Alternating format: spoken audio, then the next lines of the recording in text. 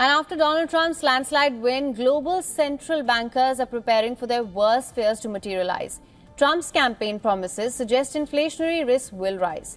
Rising cost of living is what major central banks have been fighting since the pandemic-led surge in inflation. So will Trump's march into the White House throw a wrench in the global easing cycle? Take a look at our next report for more on this. Will global inflation surge its ugly head again? That is the question on major central banks' minds. The reason? Trump's policy pledges in the run-up to the presidential race.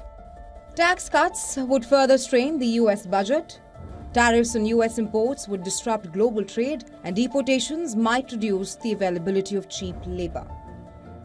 The Federal Reserve may be less reluctant to cut interest rates in response to rising inflation.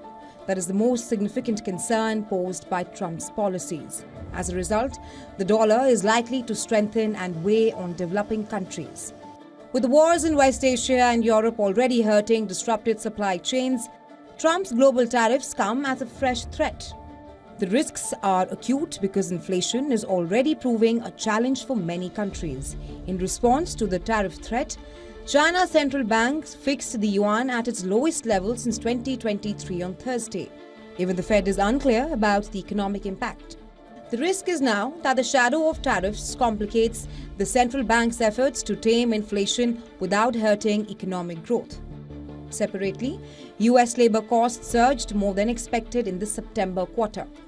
Those costs were also marked up for recent quarters, which risks fanning inflationary pressures.